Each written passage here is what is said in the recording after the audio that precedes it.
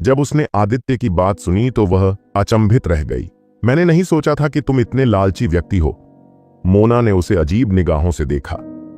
मोना के चेहरे पर वह अजीब भाव देखकर आदित्य एक बार फिर जोर से हंस पड़ा। मोना भी आदित्य के व्यवहार से बहुत हैरान थी। उसने कभी नहीं सोचा था कि यह रहस्यमय लड़का, जो कई रहस्यों से भरा हुआ था, उसके चेहरे पर डार्क ब्लेजिंग फ्रूट का उपयोग न कर पाने के कारण यह होगी। लेकिन वह खुद काफी खुश थी।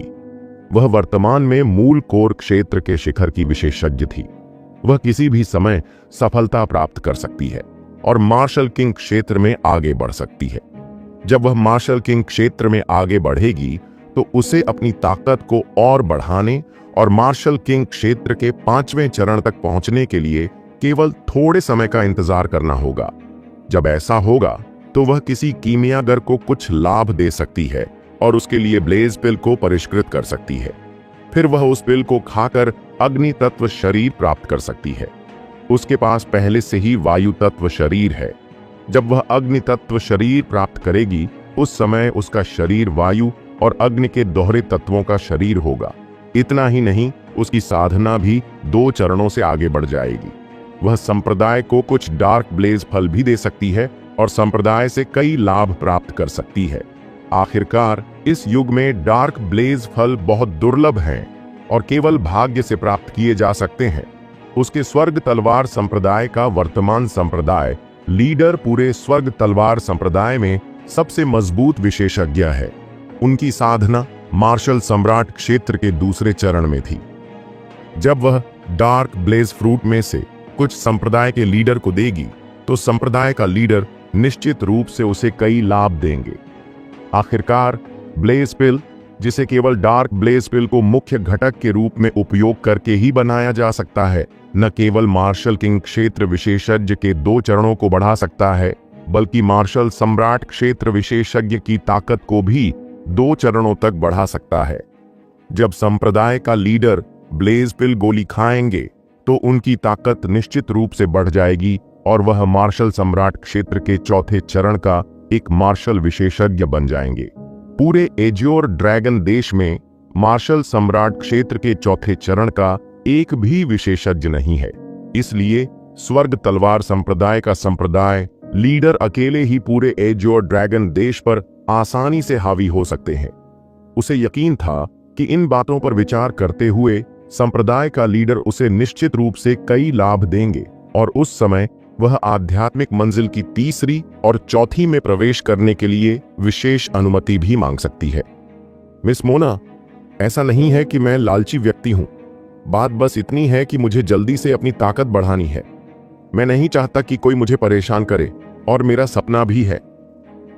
आदित्य ने खुद को समझाया ताकि मोना उसे गलत न समझे। जब उसे स्वर्गीय मोती प्राप्त हुआ उसी समय उसने निर्णय लिया कि वे मार्शल आर्ट के शिखर की ओर कदम होंगे। उसके पास प्राचीन गोली भगवान की यादें हैं और उन यादों के माध्यम से वह जानता था कि यह देश बहुत विशाल है और कई विशेषज्ञ हैं जो आसानी से उसे मार सकते हैं। उन यादों से उसे मार्शल सम्राट क्षेत्र से ऊपर के साधना क्षेत्रों के बारे में पता चला, जो मार्शल पूर्वज क्षेत्र और मार्शल संत क्षेत्र हैं। लेकिन ये बातें जो उसे पता चलीं, वे प्राचीन गोली भगवान की केवल 1/3 यादें थीं। 2/3 यादें अभी भी बंद हैं। अगर वह उन यादों को अनलॉक करना चाहता था तो उसके पास पहले पर्याप्त ताकत होनी चाहिए। इसका मतलब है कि अभी भी कई साधना क्षेत्र हैं जिनके बारे में उसे पता नहीं है। अगर वह मार्शल आर्ट के शिखर की ओर बढ़ना चाहता है तो उसे अपनी साधना बढ़ानी होगी। इस दुनिया में उसके जैसे कई लोग हैं, उन्हें इन चीजों के बारे में पता नहीं है। उसने सोचा कि मोना उनमें से एक है, लेकिन फिर भी वह उससे सिर्फ 1 साल बड़ी थी। लेकिन उसके पास मूल कोर क्षेत्र के शिखर की साधना थी। वह अपनी शक्ति को अधिक से अधिक बढ़ाना चाहता था ताकि 5 महान संप्रदायों द्वारा आयोजित प्रतियोगिता में वह अच्छा प्रदर्शन कर सके और संप्रदाय द्वारा उसकी साधना के लिए अधिक साधना संसाधन प्राप्त कर सके। मैं पहले ये डार्क ब्लेज फल तोड़ूंगा। इनमें से 20 हैं, हम दोनों 10 डार्क ब्लेज फल ले सकते हैं, आदित्य ने कहा और पेड़ से उन आध्यात्मिक फलों को तोड़ना शुरू कर दिया। मोना को 10 डार्क ब्लेज फल देने के बाद उसने शेष 10 डार्क ब्लेज फलों को 9 मंजिला पगोड़ा की पहली मंजिल के अंदर रख दिया। मुझे लगता है कि यहां और कुछ नहीं है, हमें यहां से चले जाना चाहिए और अलग अलग अपने अवसरों की तलाश करनी चाहिए। मोना ने चारों ओर देखा और कहा, ठीक है, पहले तुम जाओ, मैं खुद को व्यवस्थित करने और अपनी चीजें व्यवस्थित करने के बाद बाहर जाऊंगा, आदित्य ने कहा। मोना ने अपना सिर हिलाया और फिर चली गई। आदित्य ने उन सभी चीजों को बाहर निकाला जो उसे इस कब्र से मिली थी। वहां 10 मध्यम श्रेणी के आध्यात्मिक पत्थर, 2 मध्यम श्रेणी के आध्यात्मिक हथियार और एक उच्च श्रेणी का आध्यात्मिक हथियार था। उसने सबसे पहले 9 मंजिला पगोड़ा की पहली मंजिल में निम्न श्रेणी की तलवार रखी। हालांकि अब उसके पास पहले से ही मध्यम श्रेणी और उच्च श्रेणी की आध्यात्मिक तलवार थी, फिर भी वह निम्न श्रेणी के सामान्य हथियार को नहीं फेंकेगा, क्योंकि यह उसे सिल्वर मून संप्रदाय के 5वें एल्डर ने दिया था। यह तलवार उसके पास बची एकमात्र चीज थी जो 5वें एल्डर से संबंधित थी। 5वां एल्डर हमेशा उसके प्रति दयालु था, इतना कि उसने उसे अपना उपनाम भी दे दिया। 5वें एल्डर ही थे जिन्होंने उसे नया जीवन दिया। उनकी वजह से ही वह मार्शल आर्ट के रास्ते पर चल पाया। अब जब वह नहीं रहा तो आदित्य निश्चित रूप से उन यादों को नहीं मिटाएगा। भले ही आदित्य ने सिल्वर मून संप्रदाय के 5वें एल्डर से ऐसा नहीं कहा था, लेकिन उसने हमेशा उसे पिता के रूप में माना। 9 मंजिला पैगोडा की पहली मंजिल के अंदर निम्न श्रेणी के सामान्य हथियार को संग्रहित करने के बाद आदित्य ने एक मध्यम श्रेणी के आध्यात्मिक हथियार तलवार को छोड़कर अन्य चीजें भी संग्रहित कर लीं। वह अब से इस तलवार का उपयोग करने की योजना बना रहा था। केवल तभी जब उसे किसी खतरे का सामना करना पड़ेगा, वह उच्च श्रेणी की आध्यात्मिक तलवार का उपयोग करेगा। किसी हथियार का ग्रेड जितना ऊंचा होता है, वह उतना ही शक्तिशाली होता है और इसका मूल्य किसी भी चौथे दर्जे के छर्रों से कहीं अधिक होता है। इसलिए यदि वह इस मकबरे की झील से प्राप्त उच्च श्रेणी की आध्यात्मिक तलवार का उपयोग करता है, तो इससे लोगों में लालच पैदा होगा और वे हथियार छीनने के लिए उस पर हमला करेंगे। आदित्य ने फिर मध्यम श्रेणी के स्प्रिट स्टोन को अलग रख दिया। उसके पास स्प्रिट स्टोन की खदान तो है, लेकिन वह अभी भी कम श्रेणी की स्प्रिट स्टोन की खदान थी। इसलिए उसने 10 मध्यम श्रेणी के स्प्रिट स्टोन लेने का फैसला किया। सब कुछ सुलझाने के बाद आदित्य खड़ा हुआ और जैसे ही वह इस जगह से बाहर निकलने की योजना बना रहा था, उसकी नजर अचानक झील के बीच में पड़ी, जहां से उसने उच्च श्रेणी की आध्यात्मिक तलवार को उठा लिया था। उसने देखा कि झील के बीच से बार बार कुछ चमक रहा था। ऐसा लगता है कि इस जगह में जो दिख रहा है उससे कहीं ज्यादा है। आदित्य झील में कूद गया और झील के बीच की ओर तैरने लगा। जब वह वहां पहुंचा तो उसने देखा कि झील के तल से रोशनी की चमक आ रही थी। फिर आदित्य झील के तल की ओर तैरने लगा। झील में बहुत सारी मछलियां थीं, लेकिन वे मछलियां सिर्फ साधारण मछलियां थीं। जब वह झील के तल पर पहुंचा तो उसने देखा कि झील के तल पर एक लोहे का गेट बना हुआ था, ठीक वैसा ही जैसा कि मकबरे के बड़े हॉल में लोहे का गेट था। एकमात्र अंतर चाबी के छेद का था। मकबरे के हॉल में लोहे के गेट में एक छोटा सा चाबी का छेद था, लेकिन इस लोहे के गेट का चाबी का छेद एक बच्चे की मुट्ठी के आकार का था। चाबी के छेद की ओर देखते हुए उसने पाया कि समय समय पर जो रोशनी की चमक आ रही थी, वह इसी चाबी के छेद से आ रही थी। ऐसा लगता है कि इस लोहे के गेट के पीछे भी कुछ है। इस लोहे के गेट में भी एक चाबी का छेद है, लेकिन क्या यह चाबी के छेद के लिए बहुत बड़ा नहीं है? मैं इस आकार की चाबी कहां से ढूंढ सकता हूं? आदित्य खुद को उदास महसूस करने से रोक नहीं सका। आदित्य ने झील के अंदर हर जगह देखना शुरू किया, लेकिन उसे वह चाबी नहीं मिल पा रही थी जिसके माध्यम से वह इस लोहे के गेट को खोल सके। अचानक उसे सांस लेने में दिक्कत होने लगी। वह एक बार फिर झील की सतह पर लौटा और एक लंबी सांस ली। वह अभी भी ऊर्जा कंडेंसेशन क्षेत्र में था, इसलिए वह पानी के अंदर सांस नहीं ले पा रहा था। वह केवल अपनी सांस रोक सकता था। ऐसा कहा जाता है कि केवल तभी जब कोई मार्शल आर्टिस्ट आगे बढ़ता है और मार्शल किंग क्षेत्र का विशेषज्ञ बन जाता है, तो वह पानी के अंदर सांस लेने में सक्षम हो सकता है। एक लंबी सांस लेने के बाद आदित्य ने एक बार फिर झील के अंदर गोता लगाया। वह गेट के पास आया और गेंद के आकार के चाबी के छेद को देखा। मैं इस आकार की चाबी कहां पा सकता हूं? यह चाबी होने के लिए बहुत बड़ी है। आदित्य इस मामले को लेकर परेशान था। कुछ देर सोचने के बाद भी वह इस मामले का कोई हल नहीं निकाल पाया। वह एक बार फिर सतह पर लौटा और एक लंबी सांस ली। इस बार उसने झील के अंदर गोता नहीं लगाया। डार्क ब्लेज फ्रूट के पेड़ के पास बैठ गया।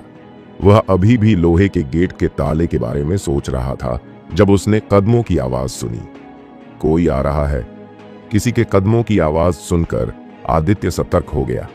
आदित्य, तुम अभी तक यहां क्यों हो? कानों को सुखद लगने वाली एक आवाज सुनाई दी और एक खूबसूरत जवान लड़की उसके सामने प्रकट हुई। अगर मोना नहीं तो यह कौन हो सकता है? मिस मोना, आप फिर से क्यों आई हैं? आदित्य को राहत मिली जब उसने देखा कि जो व्यक्ति आया था वह मोना था। जब उसने कदमों की आवाज सुनी तो उसे लगा कि जो व्यक्ति आया है वह कोई और साधक है। वह नहीं चाहता था कि किसी को डार्क ब्लेज फ्रूट और झील के अंदर के दरवाजे के बारे में पता चले। भले ही दूसरा व्यक्ति झील के तल पर लगे लोहे के दरवाजे के बारे में पता न लगा पाए, लेकिन झील के किनारे खड़े बड़े पेड़ को देखकर उसे डार्क ब्लेज फ्रूट के बारे में जरूर पता चल जाएगा। यदि ऐसा हुआ तो वह उस व्यक्ति से लड़ने के अलावा कुछ नहीं कर सकेगा। बाहर जाने के बाद मैं कब्र के हॉल में तुम्हारा इंतजार कर रही थी, लेकिन बहुत देर बाद भी तुम बाहर नहीं आए। इसलिए मुझे लगा कि तुम्हारे साथ कुछ हुआ है और मैं तुम्हें खोजने यहां आई हूं। मोना ने खुद को समझाया। उसे चिंता थी कि आदित्य के साथ कुछ हो सकता है। मोना की बात सुनकर आदित्य का दिल खुश हो गया। उसके पूरे जीवन में 5वें एल्डर को छोड़कर किसी ने कभी उसकी परवाह नहीं की। मोना उसके जीवन का दूसरा व्यक्ति था जो उसके लिए चिंतित था। कुछ नहीं, मैं अभी भी यहां हूं क्योंकि मुझे इस झील के तल पर एक लोहे का गेट मिला है जो इस मकबरे के हॉल में मौजूद गेट जैसा ही है। दोनों के बीच एकमात्र अंतर चाबी के छेद का है। इस लोहे के गेट का चाबी का छेद एक छोटी गेंद के आकार का है। आदित्य ने उसे झील के अंदर दूसरे लोहे के गेट के बारे में बताया। मोना के संबंध में आदित्य ने उस पर बहुत पहले से भरोसा किया था और उसके बारे में उसकी गहरी छाप थी। चूंकि यह जगह उन दोनों ने मिलकर खोजी थी, इसलिए वह उसे लोहे के गेट के बारे में बताएगा। वह उससे कुछ भी छिपाना नहीं चाहता था। अनजाने में वह उससे कुछ भी नहीं छिपा सकता। उसके सामने वह 3 साल के बच्चे की तरह बन गया जो अपने माता पिता से झूठ नहीं बोल सकता, चाहे कुछ भी हो। क्या? तुमने क्या कहा? यहां अभी एक और लोहे का गेट है। मोना आश्चर्यचकित थी। यहां से इतनी सारी चीजें प्राप्त करने के बाद उसने कभी नहीं सोचा था कि यहां अभी भी कुछ है। और लोहे के गेट का चाबी का छेद एक छोटी गेंद के आकार का है। मोना ने पूछा। हां, लेकिन मैं उस आकार की चाबी नहीं ढूंढ सकता, चाहे मैं उसे कैसे भी ढूंढूं। आदित्य इस मामले को लेकर बहुत लंबे समय से परेशान था। मोना भी यह सुनकर हैरान रह गया। चलो उस लोहे के गेट के पास चलते हैं। यह कहने के बाद वह आदित्य के साथ झील में कूद गई और लोहे के गेट की ओर तैरने लगी। जब वह वहां पहुंची तो उसने देखा कि वहां भी पहले वाले जैसा ही लोहे का गेट था, जिसमें एक छोटी सी गेंद के आकार का चाबी का छेद था। यह देखकर वह भी हैरान रह गई। वे दोनों एक बार फिर चाबी ढूंढने लगे, लेकिन निराश हो गए। इस पूरे जगह में इस आकार की कोई चाबी नहीं थी। देखो, मैंने पहले भी कहा था कि इस पूरी जगह को बहुत देर तक खोजने के बाद भी मुझे यहां कुछ नहीं मिला। आदित्य इस बात से बहुत निराश था। मोना ने उदास होकर चाबी के छेद की ओर देखा। मैं वास्तव में इस दरवाजे की चाबी कहां पा सकता हूं? वह भी परेशान हो गई। चाबी के छेद की तरफ देखते हुए अचानक उसकी आंखों में रोशनी चमक उठी। उसने अपना हाथ हवा में हिलाया और उसके हाथ में एक छोटी गेंद के आकार की चीज प्रकट हुई। यह बिल्कुल वही गोल्डन मेटल की गेंद थी जो उसे अजीब दीवार के ढहने के बाद मिली थी। यह गोल्डन मेटल की गेंद दीवार की रक्षा करने वाले बैरियर के लिए ऊर्जा का स्रोत थी। इसने अजीब दीवार पर बैरियर को संतुलन बनाए रखने और बैरियर को ढहने से बचाने के लिए पर्याप्त ऊर्जा प्रदान की। उस गोल्डन मेटल बॉल को देखकर आदित्य की आंखें भी चमक उठीं। शायद अभी भी एक मौका है, भले ही संभावना केवल 50% ही हो, जिस क्षण से वे दोनों पहले लोहे के दरवाजे से इस जगह में दाखिल हुए, यह गोल्डन मेटल बॉल ही एकमात्र ऐसी चीज थी जो एक छोटी गेंद के आकार की थी। हो सकता है कि यह गोल्डन मेटल की गेंद, जो उस अजीब दीवार पर बैरियर के लिए ऊर्जा का स्रोत थी, वास्तव में इस लोहे के गेट की कुंजी हो। दोनों ने एक दूसरे को देखा और सिर हिलाया। उसके बाद मोना ने अपने हाथ में गोल्डन मेटल बॉल लेकर लोहे के गेट के कीहोल की ओर हाथ बढ़ाया और गोल्डन मेटल बॉल को उसमें डाल दिया। शुआ! जैसे ही उसने लोहे के गेट के चाबी के छेद में गोल्डन मेटल की गेंद डाली, उसमें से एक बहुत तेज रोशनी चमक उठी और पूरी झील में फैलने लगी। तेज रोशनी के कारण दोनों ने अपनी आंखें बंद कर लीं। कुछ देर बाद उन्होंने अपनी आंखें खोलीं। शू! ठीक उसी समय बहुत तेज गति से गोल्डन मेटल की गेंद से अपार मात्रा में आत्मिक ऊर्जा निकली और पूरे द्वार को ढकने लगी। गोल्डन मेटल बॉल में पहले से ही आध्यात्मिक ऊर्जा की मात्रा इसकी मूल ऊर्जा का केवल 1% थी, और अब वह 1% ऊर्जा भी ऐसे ही चली गई। छर्र छर्र। जब आत्मिक ऊर्जा ने पूरे लोहे के गेट को ढक लिया तो चर्र की आवाज के साथ लोहे के गेट का दरवाजा खुलने लगा। कुछ देर बाद दरवाजा पूरा खुल गया। जब आदित्य ने अजीब दीवार को नष्ट किया और गोल्डन मेटल बॉल को पाया, उस समय मोना ही थी जिसने इसे अपने पास रखा था। सौभाग्य से वह एक बार फिर इस जगह से बाहर जाने के बाद वापस आ गई, अन्यथा आदित्य झील के तल पर स्थित इस लोहे के गेट को कभी नहीं खोल पाता। जब दरवाजा पूरी तरह से खुला तो वे दोनों यह देखकर हैरान रह गए कि पानी दरवाजे से अंदर नहीं आ पा रहा था। एक अजीब ऊर्जा ने लोहे के गेट के चारों ओर एक बल क्षेत्र बनाया जिसने पानी को इस दरवाजे से अंदर आने से रोक दिया। वह अजीब ऊर्जा वास्तव में गोल्डन मेटल बॉल की बची हुई आत्मिक ऊर्जा थी। इस मकबरे का मालिक सचमुच अपने समय का एक महान व्यक्ति होगा। उसने न केवल इस झील के तल पर लोहे का गेट बनवाया और उसे छुपाया, बल्कि उसने यह भी सोचा कि जब दरवाजा खुलेगा तो पानी इस गेट से अंदर ना आ सके। आदित्य और मोना दोनों आश्चर्यचकित थे। उन्होंने ऐसा कुछ पहले कभी नहीं देखा था। वे दोनों दरवाजे से अंदर आए और एक छोटे से कमरे के आकार की गुफा में प्रकट हुए। यह गुफा बहुत साधारण थी। गुफा के बीच में एक ताबूत और गुफा के बाएं कोने में एक पत्थर की मेज के अलावा वहां कुछ भी नहीं था। स्थानिक अंगूठी। आदित्य चौंक गया और जोर से चिल्लाया। उसे चिल्लाते हुए सुनकर मोना ने पहले उसकी ओर देखा और फिर उसकी निगाहों का पीछा करते हुए पत्थर की मेज पर जा गिरा। पत्थर की मेज पर एक अंगूठी थी और उसके बगल में एक स्क्रॉल था। हो सकता है इस मकबरे के मालिक की असली दौलत इस स्थानिक अंगूठी के अंदर हो। आदित्य उत्साहित हो गया और जल्दी से पत्थर की मेज के पास पहुंचा और स्थानिक अंगूठी उठा ली, पर उसने अपनी आध्यात्मिक को आंतरिक ऊर्जा अंगूठी के अंदर भेजा ताकि यह पता लगाया जा सके कि इसके अंदर क्या है। लेकिन उन्हें निराशा हाथ लगी। हे, आदित्य का निराश चेहरा देखकर मोना हंस पड़ी। बेवकूफ, तुमने सचमुच सोचा था कि आंतरिक के अंदर मकबरे के मालिक की असली संपत्ति थी। यह स्थानिक अंगूठी इतनी आसानी से यहां रखी गई थी। मुझे लगा कि मकबरे के मालिक का असली खजाना इस स्थानिक अंगूठी के अंदर है। आदित्य उसकी मूर्खता पर कड़वी हंसी हंसा। जैसे ही उसने पत्थर की मेज पर स्थानिक अंगूठी देखी, उसने जल्दी से उसे उठा लिया। यह बहुत ही बेवकूफी भरा विचार था। उसने सोचा, उसे इतनी जल्दी ऐसा मूर्खतापूर्ण कदम नहीं उठाना चाहिए था। अगर सच में ऐसा था तो उसने इतना बड़ा मकबरा क्यों बनवाया होगा? हम अभी मकबरे के एक छोटे से हिस्से में ही हैं। शायद यह मकबरे का मुख्य क्षेत्र है क्योंकि ताबूत यहीं है। मुझे लगता है कि यह ताबूत इस मकबरे के मालिक का है जो कभी मार्शल सम्राट क्षेत्र के शिखर का विशेषज्ञ था। लेकिन अभी भी एक बहुत बड़ा क्षेत्र है जिसे खोजा जाना बाकी है और कई अन्य लोग इसकी खोज कर रहे हैं। उन क्षेत्रों में कई खजाने भी हैं। तुम्हें क्या लगता है कि ये खजाने कहां से आते हैं? ये खजाने कभी इस मकबरे के मालिक की चीजें हुआ करते थे। तुम्हारे हाथ में जो स्थानिक अंगूठी है वह शायद खाली है और मरने से पहले उसने इसे यहीं छोड़ दिया था।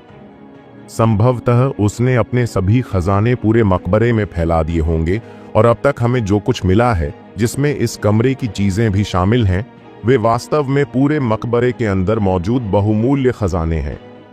ये स्क्रॉल भी है। मुझे लगता है कि यह बहुत मूल्यवान उच्च स्तर का खजाना है, मोना ने हंसते हुए आदित्य को समझाया। वह एक बड़े संप्रदाय से थी और उसने पहले से ही कई कब्रों की खोज की होगी, इसलिए वह इस तरह की चीजों को जानती है। लेकिन आदित्य अलग था, उसे इस बारे में कोई अनुभव नहीं है। मोना की बात सुनकर आदित्य को इतनी शर्मिंदगी महसूस हुई कि वह एक जगह ढूंढकर उसके अंदर छिपना चाहता था। उसके शर्मिंदा चेहरे को देखकर मोना मुस्कुराया और कहा, चिंता मत करो, यह स्थानिक अंगूठी भी एक बहुत ही उच्च स्तर का खजाना है। यह मेरी स्थानिक अंगूठी से एक स्तर अधिक है। बस अपनी टूटी हुई स्थानिक अंगूठी से इस स्थानिक अंगूठी के अंदर की सभी चीजों को स्थानांतरित करें और उस टूटी हुई स्थानिक अंगूठी को फेंक दें। हाँ, आदित्य ने अपना सिर हिलाया। हालांकि स्वर्गीय मोती की वजह से उसे स्थानिक अंगूठी की जरूरत नहीं है और तथाकथित टूटी हुई स्थानिक अंगूठी सिर्फ एक कहानी थी जो उसने मनुष्यों की लालची प्रकृति से बचने के लिए बनाई थी। लेकिन चूंकि उसे पहले से ही एक स्थानिक अंगूठी मिल चुकी थी, इसलिए उसे इसे पहनने में कोई आपत्ति नहीं है। इस तरह यह भविष्य में ज्यादा सुविधाजनक होगा। वह स्वर्गीय मोती के 9 मंजिला पैगोडा के अंदर वास्तव में मूल्यवान खजाने रख सकता है और सामान्य खजाने को इस स्थानिक अंगूठी के अंदर संग्रहित किया जा सकता है। उसने अपनी उंगली पर अंगूठी को स्थानिक अंगूठी से बदल दिया। फिर वह साधारण अंगूठी को स्थानिक अंगूठी के पास ले आया ताकि वह मोना को यह विश्वास दिला सके कि वह तथाकथित टूटी हुई स्थानिक अंगूठी के अंदर की सभी चीजों को उस स्थानिक अंगूठी में स्थानांतरित कर रहा है जो उसे यहां से मिली थी। लेकिन वास्तव में वह उन सभी चीजों को स्थानांतरित कर रहा था जो उसने 9 मंजिला पैगोडा की पहली मंजिल पर संग्रहित की थी। ये सब करने के बाद उन दोनों ने पत्थर की मेज पर रखे स्क्रॉल को देखा। इस बार मोना ने स्क्रॉल लिया और उसे खोला। फिर निराश चेहरे के साथ उसने स्क्रॉल को फिर से मोड़ा और आदित्य को देते हुए कहा, तुम्हारी किस्मत बहुत अच्छी है, यह तुम्हारे लिए है। यह? आदित्य अवाक रह गया और उसने मोना को प्रश्नवाचक दृष्टि से देखा। यह एक शारीरिक साधना तकनीक है, इसलिए मैं इसे नहीं कर सकती। आखिरकार मैं एक लड़की हूं। आदित्य की नजर देखकर उसने कड़वी मुस्कान के साथ कहा। इस छोटी सी गुफा में आने के बाद उसके हाथ कुछ भी नहीं लगा। इस छोटी सी गुफा में सिर्फ एक ताबूत और एक पत्थर की मेज थी। पत्थर की मेज पर सिर्फ 2 चीजें थीं, एक है स्थानिक अंगूठी और दूसरी है स्क्रॉल। और अब ये दोनों ही आदित्य के थे। उसकी किस्मत वाकई अच्छी थी। मोना की बात सुनने के बाद आदित्य ने उसके हाथ से स्क्रॉल ले लिया। फिर उसने स्क्रॉल खोला और उस पर लिखी तकनीक का नाम देखा। ब्रॉन्ज बॉडी तकनीक नाम से ही पता चलता है कि यह शरीर को विकसित करने की एक मार्शल आर्ट तकनीक थी। जैसे ही उसने ब्रॉन्ज बॉडी तकनीक के बारे में पढ़ा, उसके चेहरे के भाव बदल गए। जितना अधिक वह पढ़ता गया, उसके चेहरे के भाव उतने ही अधिक हैरान होते गए। उसका चेहरा इस तरह देखकर मोना ने अपना सिर हिलाया। वह इस तकनीक के बारे में पढ़ने वाली पहली व्यक्ति थी, इसलिए वह जानती थी कि आदित्य का हाव भाव समय समय पर क्यों बदल रहा था। ब्रॉन्ज बॉडी तकनीक यह एक प्राचीन शरीर टेम्परिंग मार्शल आर्ट तकनीक थी जो मांसपेशियों, हड्डियों और टेंडन्स को टेम्पर करने और शरीर को मजबूत करने पर केंद्रित थी। ब्रॉन्ज बॉडी तकनीक में 3 स्तर हैं। जब ब्रॉन्ज बॉडी तकनीक को पहले स्तर की पूर्णता तक विकसित किया जाता है तो व्यक्ति का पूरा शरीर कांस्य जैसा हो जाएगा। शरीर के महत्वपूर्ण स्थानों को छोड़कर वे तलवारों और भालों के प्रति अभेद्य होंगे। इसके अलावा व्यक्ति में असाधारण शारीरिक शक्ति भी होगी। उसका पूरा शरीर कांस्य जैसा होगा और वह कांस्य व्यक्ति जैसा दिखाई देगा। ब्रॉन्ज बॉडी तकनीक विशेष रूप से भौतिक शरीर की साधना को लक्षित करती है। ब्रॉन्ज बॉडी तकनीक की शक्ति बहुत अच्छी थी। यह किसी के संविधान, शक्ति और रक्षा को मजबूत कर सकती है। जैसा कि इस पर वर्णित है, यदि आदित्य इसे स्तर 1 की पूर्णता तक अभ्यास कर सकता है तो वह मूल रूप से मूल कोर क्षेत्र में उन लोगों के हमलों को अनदेखा कर सकता है। यदि वह इसे स्तर 2 की पूर्णता तक अभ्यास कर सकता है तो वह मार्शल किंग क्षेत्र के विशेषज्ञ के सभी हमलों को अनदेखा कर सकता है। और यदि ब्रॉन्ज बॉडी तकनीक को स्तर 3 की पूर्णता तक विकसित किया जा सकता है तो वह मार्शल सम्राट क्षेत्र के मार्शल विशेषज्ञ के हमलों को अनदेखा कर सकता है। ब्रॉन्ज बॉडी तकनीक का प्रत्येक स्तर एक मार्शल विशेषज्ञ के साधना क्षेत्र से मेल खाता था। ब्रॉन्ज बॉडी तकनीक एक उच्च ग्रेड पृथ्वी रैंक साधना तकनीक है। यह जानना जरूरी था कि पूरे एजियोर ड्रैगन देश में 5 महान संप्रदाय और एजियोर ड्रैगन देश का शाही परिवार सबसे शक्तिशाली ताकतें हैं। स्वर्ग तलवार संप्रदाय पूरे देश में सबसे शक्तिशाली ताकतों में से एक है और इसकी सबसे मजबूत तकनीक स्वर्ग तलवार स्लैश, जिसे मोना ने पहले इस्तेमाल किया था, केवल उच्च ग्रेड पृथ्वी रैंक मार्शल आर्ट तकनीक है। और यह ब्रॉन्ज बॉडी तकनीक वास्तव में एक उच्च ग्रेड पृथ्वी रैंक तकनीक भी है जो स्वर्ग तलवार संप्रदाय में सबसे मजबूत तकनीक को टक्कर दे सकती है। यह देखा जा सकता है कि यह ब्रॉन्ज बॉडी तकनीक सबसे शक्तिशाली तकनीक थी जिसे इस मकबरे के मालिक ने पीछे छोड़ दिया था, जो मार्शल सम्राट क्षेत्र के शिखर का विशेषज्ञ भी था। यदि ब्रॉन्ज बॉडी तकनीक को 5 महान संप्रदायों या शाही परिवार की किसी भी शक्ति को दिया जा सके तो वह शक्ति पूरे एजियोर ड्रैगन देश में नंबर 1 बन जाएगी और अन्य शक्तियों को अपने अधीन कर सकती है। और वह शक्ति पूरे एजियोर ड्रैगन देश पर हावी होने के लिए पर्याप्त ताकत भी हासिल कर लेगी। आखिरकार एजियोर ड्रैगन कंट्री में सभी महान शक्तियां वर्तमान में अपना संतुलन बहुत अच्छी तरह से बनाए हुए हैं। प्रत्येक शक्ति के पास केवल एक उच्च ग्रेड पृथ्वी रैंक मार्शल तकनीक है। उच्च ग्रेड पृथ्वी रैंक की एक और मार्शल तकनीक हासिल करने का मतलब है कि उन्हें अपनी ताकत को एक और बड़े अंतर से बढ़ाने का मौका मिल सकता है। यदि कोई भी शक्ति इस उच्च ग्रेड पृथ्वी रैंक ब्रॉन्ज बॉडी तकनीक पर अपना हाथ रख सकती है, जो एक शरीर साधना तकनीक थी, तो वे अपनी ताकत बढ़ा सकते हैं और एजियोर ड्रैगन देश के चारों ओर पलटने और उस पर हावी होने की शक्ति प्राप्त कर सकते हैं। मोना को उदाहरण के तौर पर लें। उसने पहले ही एक उच्च श्रेणी की पृथ्वी रैंक तकनीक स्वर्ग तलवार स्लैश की साधना की है। स्वर्ग तलवार स्लैश में कुल 3 स्लैश हैं। प्रत्येक स्लैश दूसरे से ज्यादा शक्तिशाली है। मोना मूलकोर क्षेत्र के 9वें चरण में अपनी वर्तमान साधना के साथ केवल स्वर्ग तलवार स्लैश का पहला स्लैश जारी कर सकती है। यदि वह अपनी वर्तमान साधना के साथ स्वर्ग तलवार स्लैश का दूसरा स्लैश जारी करना चाहती है तो वह खुद को बुरी तरह से घायल कर लेगी, जैसा कि वह पहले भी कर चुकी है। स्वर्ग तलवार के दूसरे स्लैश को जारी करने के लिए उसे कम से कम मार्शल किंग क्षेत्र के पहले चरण की साधना की आवश्यकता थी। लेकिन दूसरी ओर अगर उसका शरीर भी मजबूत और शक्तिशाली है तो वह स्वर्ग तलवार स्लैश के दूसरे स्लैश को आसानी से जारी कर सकती है और खुद को केवल थोड़ा सा चोट पहुंचाएगी। और यह भी संभव है कि वह खुद को चोट पहुंचाए बिना स्वर्ग तलवार स्लैश के दूसरे स्लैश को जारी कर सके और वह ब्रॉन्ज बॉडी तकनीक की साधना करके अपने शरीर को मजबूत और शक्तिशाली बना सकती है। बेशक वह लड़की होने के कारण इस तकनीक की साधना नहीं करेगी।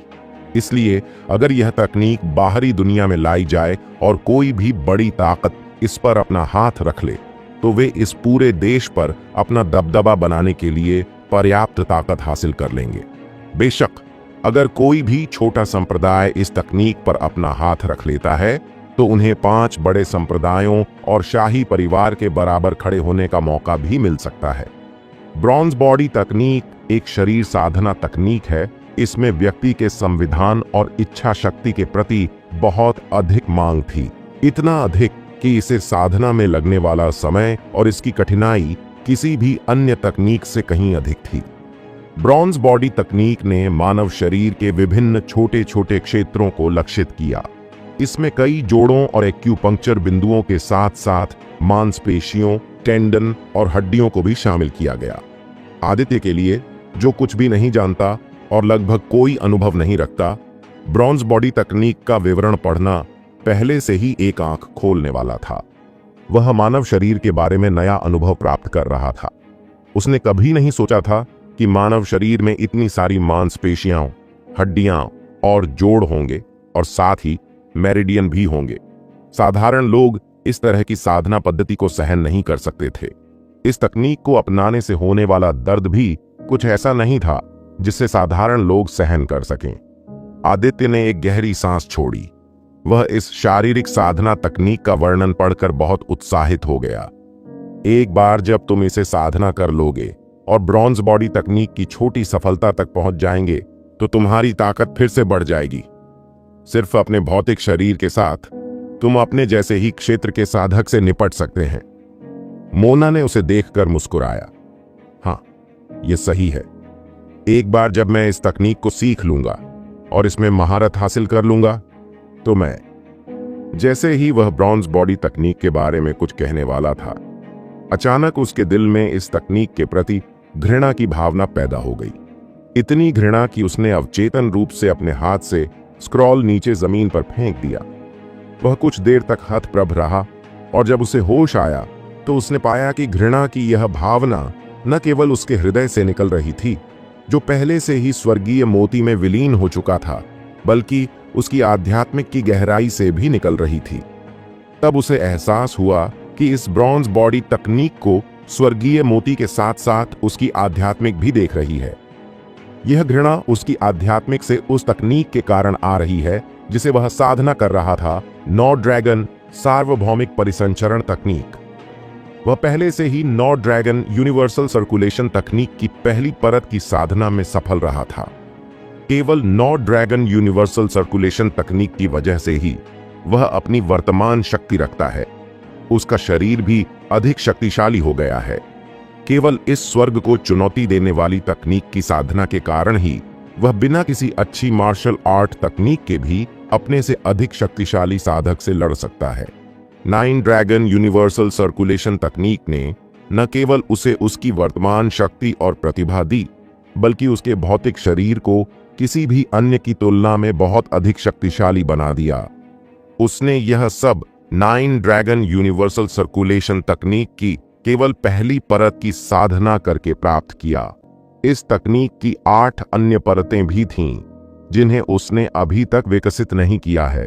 9 ड्रैगन यूनिवर्सल सर्कुलेशन तकनीक की पूरी साधना करने के बाद कौन जानता है कि वह कितना शक्तिशाली बन सकता है। 9 ड्रैगन यूनिवर्सल सर्कुलेशन तकनीक भी एक अनरैंक तकनीक है। इस तकनीक पर कोई रैंक तय नहीं थी।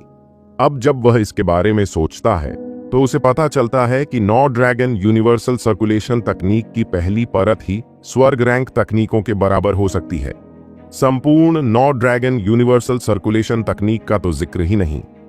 तो यही कारण था कि मुझे अचानक अपने दिल से ब्रॉन्ज बॉडी तकनीक के प्रति घृणा की भावना महसूस हुई। अब जब आदित्य इसके बारे में सोचता है तो उसे यह उचित लगता है। तो इसका मतलब है कि मैं इस ब्रॉन्ज बॉडी तकनीक की साधना नहीं कर सकता, या मुझे कहना चाहिए मैं किसी भी प्रकार की शरीर साधना तकनीक नहीं कर सकता। आदित्य ने कड़वाहट से मुस्कुराया। उसने कभी नहीं सोचा था कि जब उसके हाथ एक उच्च ग्रेड पृथ्वी रैंक तकनीक है तो वह इसकी साधना नहीं कर सकता। क्या हुआ? तुमने यह स्क्रॉल जमीन पर क्यों फेंका? मोना ने आदित्य को अपने हाथ से स्क्रॉल फेंकते देख हैरान थी।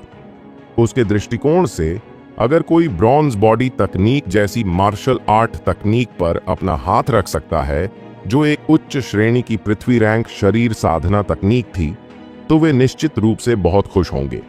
और इस तरह की उच्च रैंक की साधना तकनीक के लिए कोई भी यहां खून खराबा शुरू कर सकता है।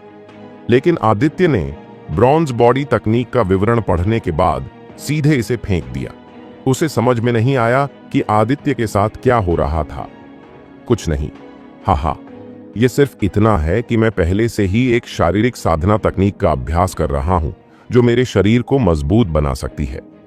आदित्य ने 2 उंगलियों से अपना सिर खुजलाया और शर्मिंदगी से मुस्कुराया। स्वर्गीय मोती की वजह से उसे ब्रॉन्ज बॉडी तकनीक के प्रति घृणा की भावना महसूस हुई और उसने अपने हाथ से स्क्रॉल फेंक दिया। इस वजह से वह एक पल के लिए स्तब्ध भी रह गया। जब मोना ने उससे पूछा कि उसने स्क्रॉल क्यों फेंक दिया जिसमें उच्च श्रेणी की पृथ्वी रैंक शरीर साधना तकनीक थी, तब जाकर उसे होश आया। आदित्य, यह एक उच्च श्रेणी की पृथ्वी रैंक तकनीक है। भले ही तुम पहले से ही एक निश्चित प्रकार की शारीरिक साधना तकनीक की साधना कर रहे हो, तो क्या हुआ? तुम बस उस शारीरिक साधना तकनीक को इस ब्रॉन्ज बॉडी तकनीक में बदल सकते हो। ठीक है। मोना ने आदित्य की कही बातों से हैरान थी। इस दुनिया में कौन नहीं चाहता कि साधना करने के लिए उच्च श्रेणी की साधना तकनीक हो। साधक हमेशा उच्च श्रेणी के खजानों के लिए एक दूसरे से लड़ते हैं, चाहे वह गोलियां हों, हथियार हों या साधना तकनीकें। अगर वह उच्च श्रेणी की है तो मार्शल विशेषज्ञ निश्चित रूप से उस खजाने को प्राप्त करने के लिए एक दूसरे से लड़ेंगे।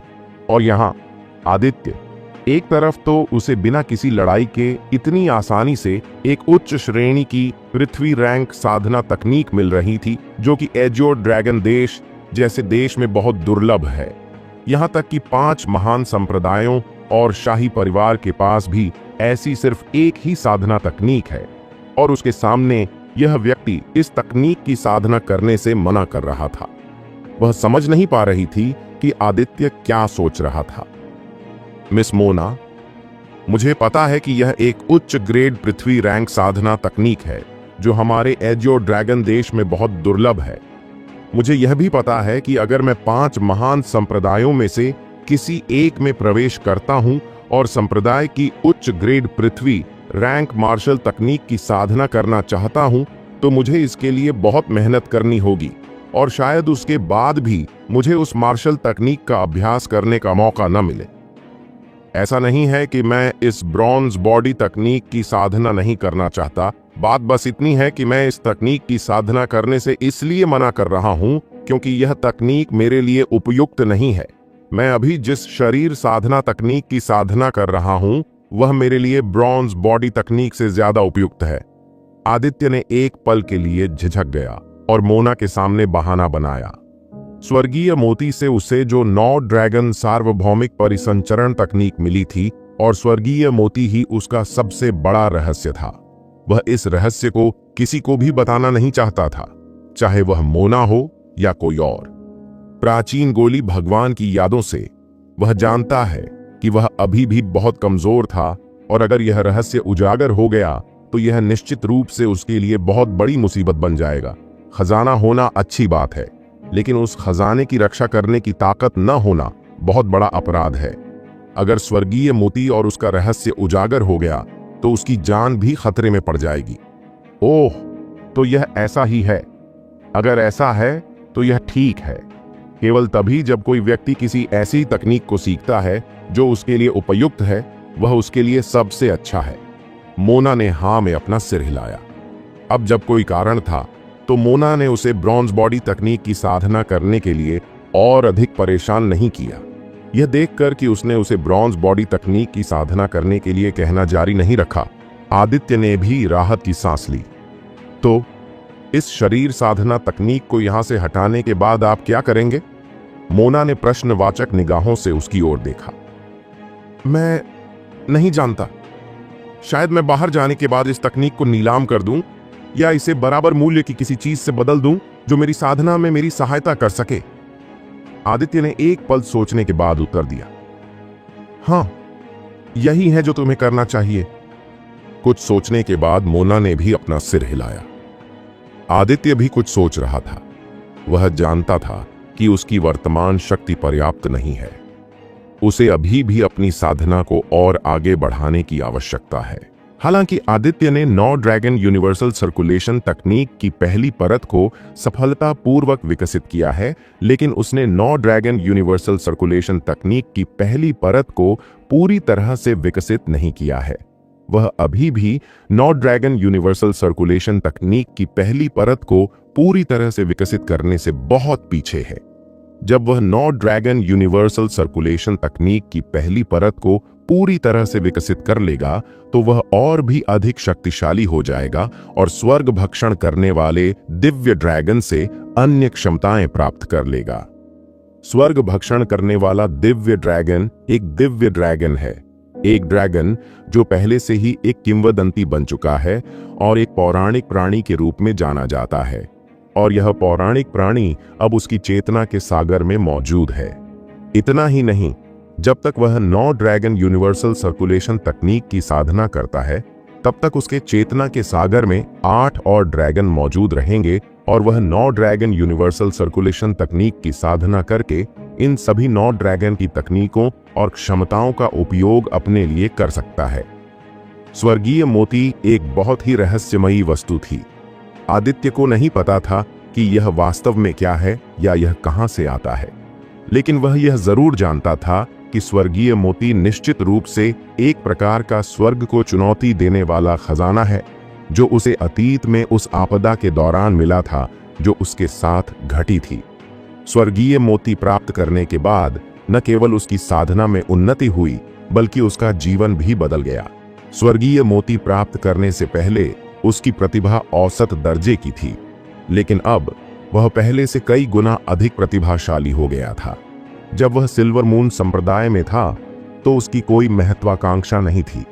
वह केवल सिल्वर मून संप्रदाय के 5वें एल्डर के लिए साधना करना और जीना चाहता था, ताकि वह किसी दिन 5वें एल्डर को उसके द्वारा दी गई दयालुता के लिए चुका सके।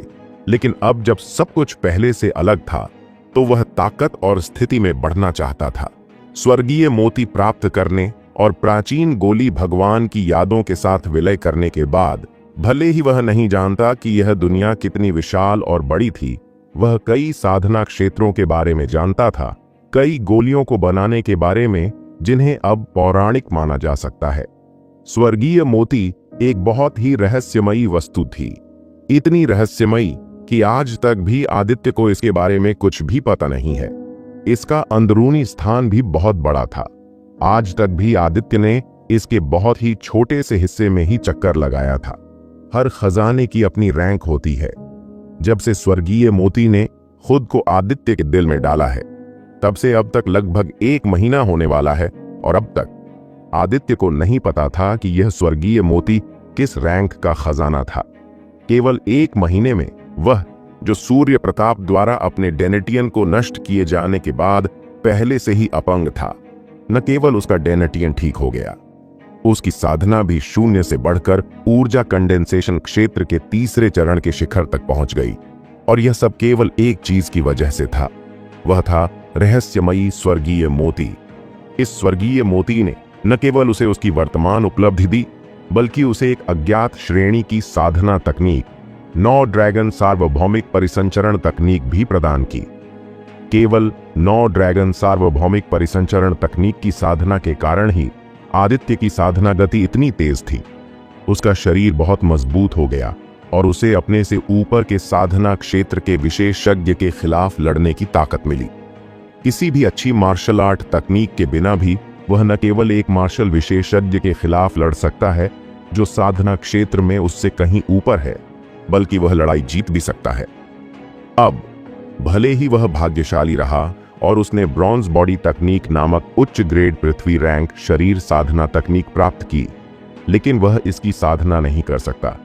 मगर इससे क्या, उनके पास 9 ड्रैगन यूनिवर्सल सर्कुलेशन तकनीक है, जिसकी 9 परतों में से केवल पहली परत ही इस उच्च ग्रेड पृथ्वी रैंक ब्रॉन्ज बॉडी तकनीक से कहीं अधिक मजबूत है।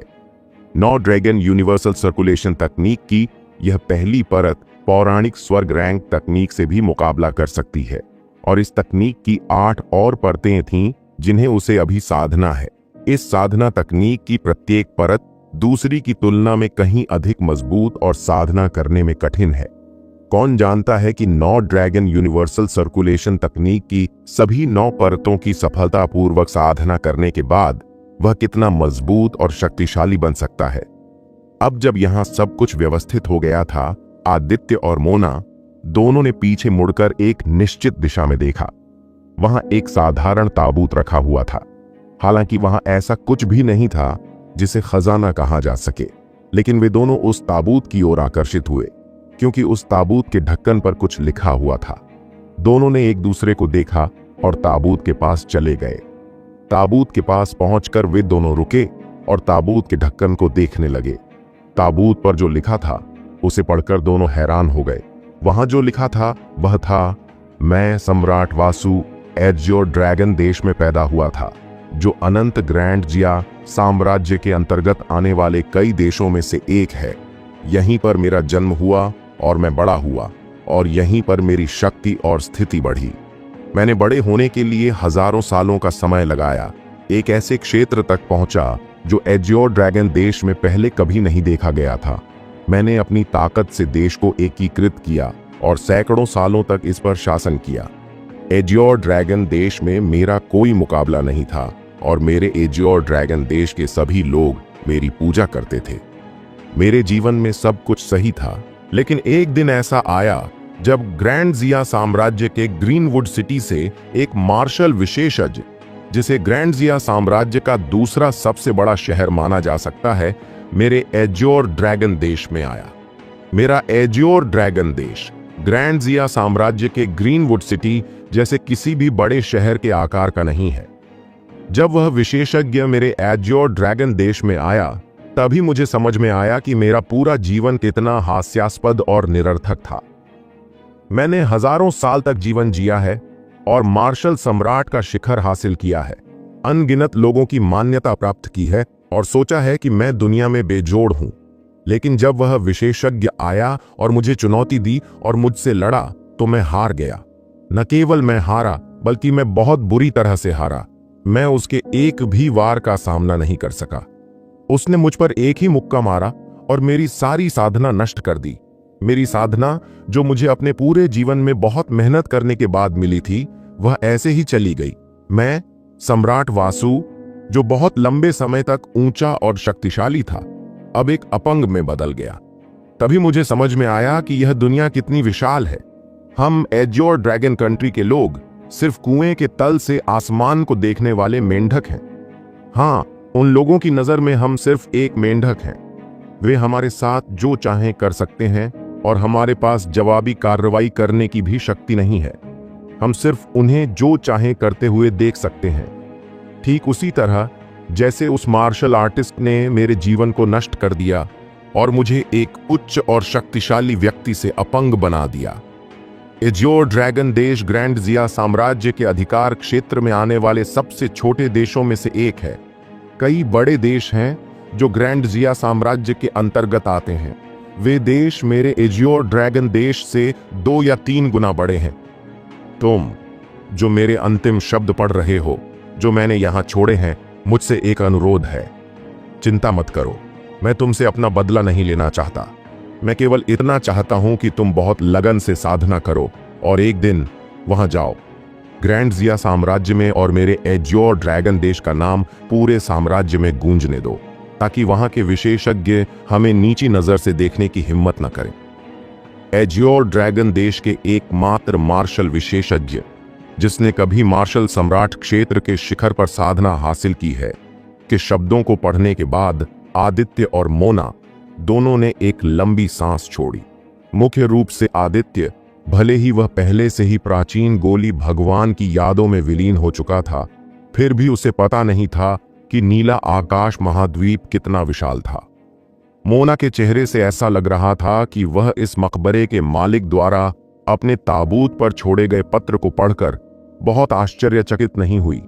ऐसा लग रहा था कि वह पहले से ही कई बड़े देशों और ग्रैंड जिया साम्राज्य के बारे में जानती है।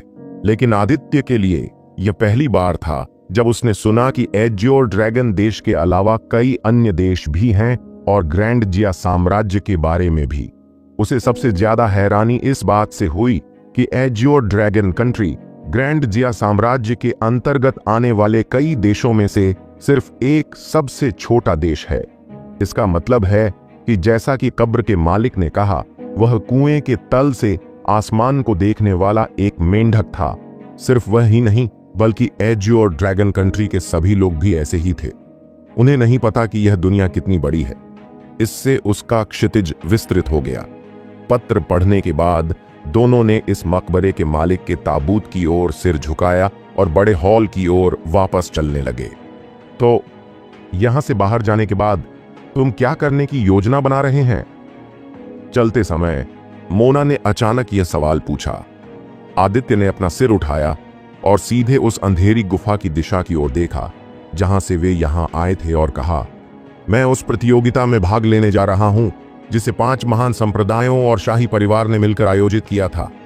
मैं 5 महान संप्रदायों में से किसी एक में प्रवेश करने की योजना बना रहा हूं। हम प्रतियोगिता के आधिकारिक रूप से शुरू होने में अब ज्यादा समय नहीं बचा है। क्या तुम जानते हैं कि 5 महान संप्रदाय और शाही परिवार ने यह प्रतियोगिता क्यों आयोजित की? मोना ने अपना सिर हिलाया और कुछ सोचने के बाद उसने एक बार फिर दूसरा सवाल पूछा। नहीं, मुझे नहीं पता। क्या इसमें कुछ खास बात है? मोना की बात सुनकर आदित्य ने सवालिया निगाहों से उसकी ओर देखा। तुम क्या सोचते हो? मोना ने उसे एक शरारती मुस्कान दी।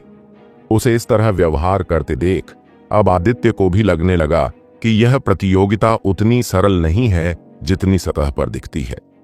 आदित्य को इस बात से परेशानी होने लगी और वह चुप न रह सका और उससे पूछा, क्या वे इस प्रतियोगिता से सर्वश्रेष्ठ शिष्यों की भर्ती करने की योजना नहीं बना रहे हैं? हाँ, वे इस प्रतियोगिता से सबसे अच्छे शिष्य को भर्ती करने की योजना बना रहे हैं। सर्वश्रेष्ठ शिष्य? मोना ने उसे देखकर मुस्कुराया और जैसे ही उसने उसके प्रश्न का उत्तर दिया, उसने भी 2 शब्दों पर ध्यान केंद्रित किया और उसे 2 बार कहा, सर्वोत्तम शिष्य। समझ में नहीं आ रहा था कि क्या हो रहा है। आदित्य ने फिर से उसकी ओर देखा। जैसे ही वह फिर से पूछने वाला था, उन्हें किसी के कदमों की आवाज सुनाई दी। सावधान रहो, कोई यहां आ रहा है, मोना ने उसे धीमी आवाज में कहा। वे दोनों अभी अंधेरी गुफा में थे, इसलिए वे दोनों आगे बढ़ना बंद कर एक कोने में छिप गए। जैसे जैसे समय बीतता गया, कदमों की आवाज भी तेज होती गई। कुछ समय बाद अंधेरी गुफा में 3 आकृतियां दिखाई दी। एक आगे चल रहे थे और 2 पीछे से चल रहे थे। ये तीनों लड़के थे और तीनों की उम्र 20 के आसपास थी। आगे चल रहे लड़के के हाथ में आग का मशाल था, जिसकी मदद से वे अंधेरे में देख पा रहे थे। ऐसा प्रतीत होता है कि उसने अग्नि प्रकार की मार्शल आर्ट सीखी थी और उसके हाथ में जो आग का गोला था वह उसी अग्नि प्रकार की मार्शल आर्ट से उत्पन्न हुआ था।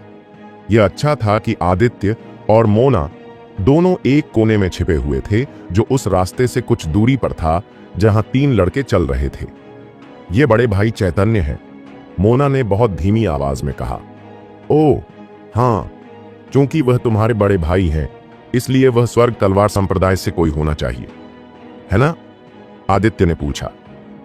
हाँ, हम एक ही संप्रदाय से हैं और अन्य 2 व्यक्ति भी जो वरिष्ठ भाई चैतन्य के पीछे चल रहे हैं, वे भी एक ही संप्रदाय से हैं।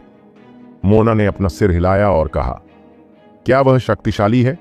उसका साधना क्षेत्र क्या है? मार्शल किंग क्षेत्र का पहला चरण। क्या?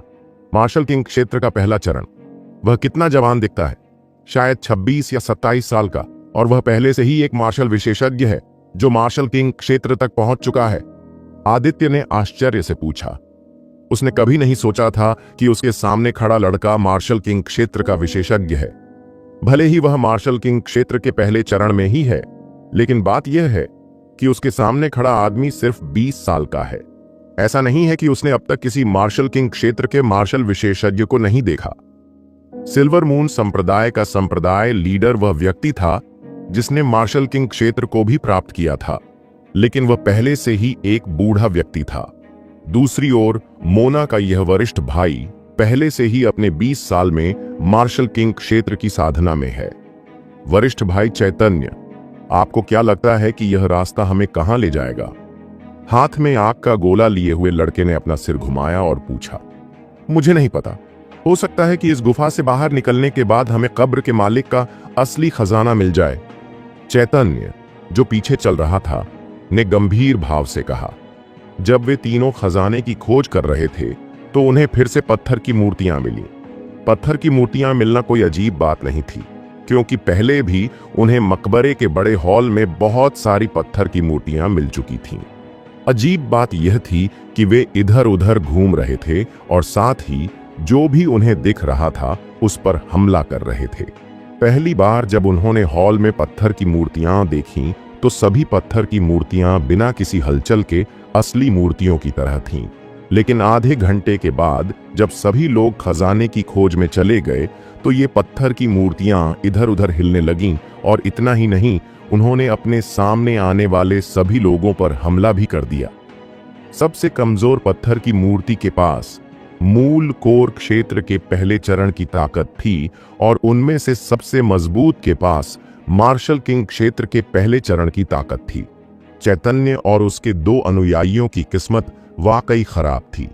वे सबसे मजबूत पत्थर की मूर्ति और उसके पीछे चल रही कई अन्य मूर्तियों से टकरा गए। उन पत्थर की मूर्तियों के साथ भयंकर लड़ाई के एक दौर के बाद चैतन्य और अन्य 2 लड़कों उनमें से कई को नष्ट करने में कामयाब रहे, जिसमें सबसे मजबूत पत्थर की मूर्ति भी शामिल थी, जिसके पास मार्शल किंग क्षेत्र की ताकत थी। बेशक यह चैतन्य था जिसने सबसे मजबूत को मार डाला। पत्थर की मूर्तियों से लड़ाई के बाद चैतन्य और बाकी 2 लड़कों उन पत्थर की मूर्तियों के पीछे छोड़े गए निशानों का पीछा करते हुए एक बार फिर बड़े हॉल में लौट आए। वहां उन्हें लोहे का दरवाजा मिला जिस पर अभी भी कई पत्थर की मूर्तियां थीं। उन्होंने उन सभी को नष्ट कर दिया और उन्हें नष्ट करने के बाद उन्होंने लोहे का दरवाजा खोला, क्योंकि दरवाजे की चाबी अभी भी लोहे के दरवाजे के चाबी के छेद में थी। दरवाजा खोलने के बाद वे अंदर घुस गए और अंधेरी गुफा में पहुंच गए। सावधान रहो, मुझे लगता है कि हमसे पहले ही कोई यहां आ चुका है, क्योंकि गेट पहले से ही खुला था और बाहर पत्थर की दर्जनों मूर्तियां पहरा दे रही थीं। चैतन्य ने कुछ देर तक कुछ सोचा और अन्य 2 लड़कों से कहा, चिंता मत करो वरिष्ठ भाई चैतन्य, हम सावधान हैं। दोनों ने एक साथ उत्तर दिया। चैतन्य ने अपना सिर हिलाया और वे तीनों आगे बढ़ गए। जब वे आदित्य और मोना की नजरों से ओझल हो गए, तभी वे दोनों वापस रास्ते पर आए और हॉल की ओर चलने लगे। बाहर आकर उन्होंने एक बार फिर खुद को हॉल में पाया, लेकिन यहाँ सब कुछ पहले से अलग था जब वे पहली बार अंदर आए थे। यहाँ हर जगह भीषण लड़ाई के निशान थे। हर जगह पत्थर की मूर्तियों के टुकड़े और कई लोगों की लाशें थीं जो यहाँ अपनी किस्मत आजमाने आए थे, ताकि कोई ऐसा खजाना मिल जाए जो उनके जीवन को आसान बना सके और उन्हें मजबूत बनने में मदद कर सके। मिस मोना, मुझे लगता है कि हमें अब यह मकबरा छोड़ देना चाहिए, क्योंकि अब हमें बहुत कुछ हासिल हो चुका है। आदित्य ने हॉल में हर जगह देखा और कहा, हाँ, मुझे भी ऐसा ही लगता है। हमें यहां से चले जाना चाहिए। कौन जानता है कि वे पत्थर की मूर्तियां कब वापस आएंगी। अगर वे सचमुच वापस आ गईं, तो हम मुसीबत में पड़ जाएंगे। मोना ने सहमति में अपना सिर हिलाया और उसके बाद वे दोनों बाहर की ओर चल दिए। 10 सांसों के बाद वे दोनों कब्र से बाहर निकले और रिवरसाइड सिटी की ओर चल पड़े। जब वे दोनों वहां पहुंचे तो उन्होंने एक दूसरे से अलग हो गए। मोना वापस सिटी लॉर्ड मेंशन में चल गई और आदित्य प्लाजा की ओर चला गया, जो रिवरसाइड सिटी के केंद्र में था, जहां 5 महान संप्रदायों और शाही परिवार ने मिलकर एक टेलीपोर्टेशन सर्कल बनाने का निवेश किया था, जो सीधे शाही शहर से जुड़ा हुआ है। प्रतियोगिता शुरू होने में सिर्फ 1 हफ्ता बचा था। वह टेलीपोर्टेशन सर्कल का इस्तेमाल करने और उस पर खड़े होने के लिए पैसे देता है। वहां के गार्ड और लोगों के आने का इंतजार कर रहे थे। कुल 10 लोग एक बार में शाही शहर में टेलीपोर्ट कर सकते हैं। वहां सिर्फ 8 लोग थे, इसलिए गार्ड 2 और लोगों के आने का इंतजार कर रहे थे। टेलीपोर्टेशन सर्किल लोगों को एक जगह से दूसरी जगह टेलीपोर्ट करने के लिए स्पिरिट स्टोन का इस्तेमाल करते हैं, और एजोर ड्रैगन कंट्री में स्पिरिट स्टोन बहुत दुर्लभ है। इस हद तक दुर्लभ कि दूसरे दर्जे के संप्रदाय भी आम तौर पर इसे वहन करने में सक्षम नहीं है। इसलिए टेलीपोर्टेशन सर्किल की रखवाली करने वाले गार्डों को उनके वरिष्ठों ने निर्देश दिया कि उन्हें टेलीपोर्टेशन सर्किल का इस्तेमाल केवल तभी करने की अनुमति है जब वहां 10 लोग हों, अन्यथा नहीं। दूसरा विकल्प भी था, और वह यह था कि यदि कोई व्यक्ति सभी लोगों के लिए भुगतान करता है, तो क्या वे टेलीपोर्टेशन सर्किल का उपयोग टेलीपोर्ट करने के लिए कर सकते हैं। आमतौर पर ऐसे बहुत कम लोग थे जो समूह लोगों के लिए भुगतान करने को तैयार थे, पर थोड़ी देर इंतजार करने के बाद 2 और लोग आए। एक अधेड़ उम्र का आदमी था और दूसरा एक खूबसूरत लड़का था जो अपनी पीठ पर तलवार लिए हुए था। वह लड़का आदित्य की उम्र का ही था, लेकिन वह शक्तिशाली आभा बिखेर रहा था। यहां तक कि आदित्य भी उस लड़के से निकलने वाली आभा से प्रभावित था। आदित्य ने कुछ देर सोचा और उसे यकीन हो गया कि अगर वह उस लड़के से लड़ेगा तो वह निश्चित रूप से हार जाएगा। जब वह लड़का आया तो वह टेलीपोर्टेशन सर्कल पर बाकी लोगों के साथ खड़ा रहा। उसने वहां खड़े किसी भी व्यक्ति की ओर देखा तक नहीं। अब चूंकि यहां 10 लोग मौजूद थे, इसलिए गार्डों ने उन्हें इंपीरियल सिटी में भेज दिया। शाही शहर, एक जगह पर बहुत से लोग इकट्ठे हुए थे और खूब शोर मचा रहे थे। टेलीपोर्ट होने के लिए अपनी बारी का इंतजार कर रहे लोगों की एक लंबी लाइन थी। यह एक बड़ा चौक था जहां से दो टेलीपोर्टेशन सर्किल देखे जा सकते थे। एक टेलीपोर्टेशन सर्किल से लोग इंपीरियल सिटी में आ रहे थे और दूसरे टेलीपोर्टेशन सर्किल से लोगों को दूसरे शहर में टेलीपोर्ट किया जा रहा था। टेलीपोर्टेशन सर्कल पर एक रोशनी चमकी जहां से लोग इंपीरियल सिटी में आ रहे थे। 10 लोग, लड़के और बूढ़े, अचानक वहां दिखाई दिए। यह आदित्य और उसका समूह था। एक चमकती हुई रोशनी के साथ उन्हें टेलीपोर्ट कर दिया गया और 1 सेकंड के भीतर वे यहां इंपीरियल सिटी में पहुंच गए। लोगों की भीड़ और टेलीपोर्ट होने के लिए अपनी बारी का इंतजार कर रहे लोगों की लंबी लाइन को देखकर आदित्य और 2 अन्य लोग एक पल के लिए स्तब्ध रह गए। यह स्पष्ट था कि वे 2 अन्य लोग भी पहली बार यहां आए थे। वहां खड़े मत रहो, जल्दी से नीचे उतरो। टेलीपोर्टेशन सर्कल से लोगों का एक और जत्था जल्द ही यहां आने वाला है। टेलीपोर्टेशन सर्कल की रखवाली के लिए जिम्मेदार एक गार्ड ने चिल्लाकर कहा। तभी आदित्य और बाकी 2 लोगों को होश आया। उन्होंने चारों ओर देखा और पाया कि टेलीपोर्टेशन सर्कल में सिर्फ वे तीनों ही खड़े थे और उनके अलावा कोई भी कहीं नजर नहीं आ रहा था। यह स्पष्ट था कि सभी पहले ही जा चुके थे। वे और आदित्य जल्दी से नीचे उतरे और अपनी शर्मिंदगी छिपाने के लिए लोगों की भीड़ में घुस गए। जब आदित्य थोड़ी जद्दोजहद के बाद लोगों की भीड़ से बाहर आया तो अपने सामने जो कुछ था उसे देखकर वह फिर से दंग रह गया। इस समय वह सड़क के बीचों बीच खड़ा था और उसके चारों ओर लोगों की भीड़ लगी हुई थी। शाही शहर में बहुत बड़ी जगह दिखाई दे रही थी। बहुत से लोग इधर उधर टहल रहे थे। कोई किसी दुकान में घुसता तो कोई बाहर निकलता। हर जगह लोगों की हलचल थी। कुछ क्षण बाद आदित्य पंजीकरण की जगह और प्रक्रिया के बारे में जानने के लिए एक छोटी सी दुकान की ओर चला गया। अपनी मनचाही जानकारी प्राप्त करने के बाद वह एक होटल में आया और उसमें प्रवेश किया। उसे अंदर आते देख 20 वर्ष की एक लड़की चेहरे पर मुस्कान लिए उसकी ओर बढ़ी और बोली, सर, आपका स्वागत है।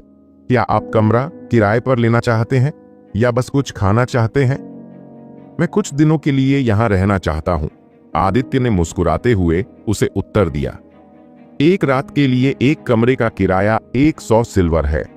सबसे पहले आपको यहां जितने दिन रुकने की सोचने के लिए बना रहे हैं उसके हिसाब से कीमत चुकानी होगी, और किसी कारण से अगर आप अपनी समय सीमा के बाद भी यहां रुकने वाले हैं तो आपको उसी हिसाब से भुगतान करना होगा।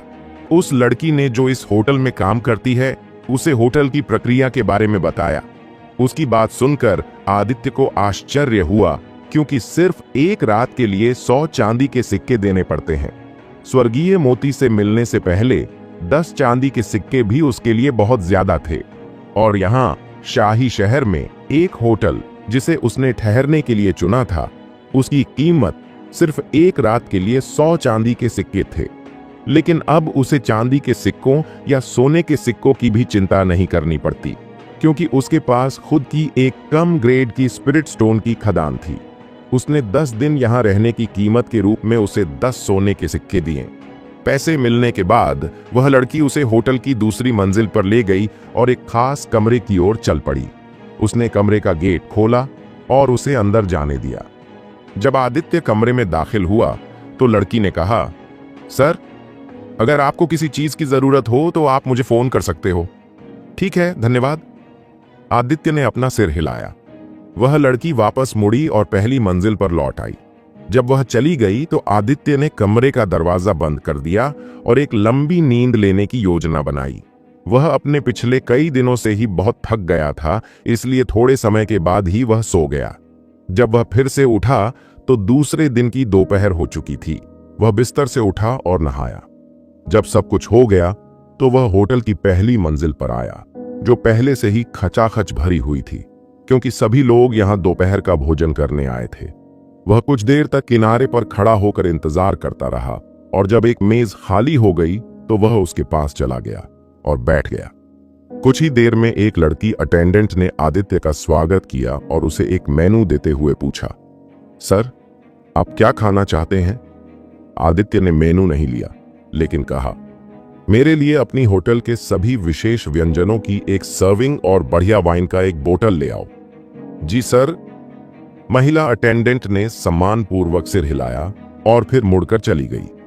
कुछ ही देर में मेज पर बढ़िया वाइन और स्वादिष्ट खाना परोसा गया। जब खाना परोसा गया तो उसने खाना शुरू कर दिया। आसपास के लोगों का एक छोटा सा समूह कुछ निजी मामलों पर चर्चा कर रहा था, जबकि यहाँ के लोगों का एक बड़ा समूह 5 महान संप्रदायों और शाही परिवार द्वारा आयोजित प्रतियोगिता के बारे में चर्चा कर रहा था। क्या आप जानते हैं, मैंने सुना है कि जोशन राजपूत भी इस प्रतियोगिता में भाग ले रहे हैं। क्या सच में? हाँ, तुम्हें क्या पता? वह जोशन एक दुर्लभ प्रतिभाशाली मार्शल विशेषज्ञ है और हमारे पूरे एजियोर ड्रैगन देश में केवल एक ही व्यक्ति उसका मुकाबला कर सकता है या उससे आगे भी निकल सकता है। कौन? स्वाभाविक रूप से यह शिवांश है। शिवांश कौन है? क्या तुम वास्तव में शिवांश को जानते भी नहीं हो? वह हमारे एजियोर ड्रैगन देश का एक अद्वितीय प्रतिभाशाली व्यक्ति है। अपनी उम्र के शुरुआती वर्ष में वह एक साधारण बच्चे की तरह ही था, धीमी गति से साधना करता था। लेकिन जब वह 14 वर्ष का हुआ तो उसने अचानक किसी भी अन्य की तुलना में बहुत तेजी से साधना करना शुरू कर दिया।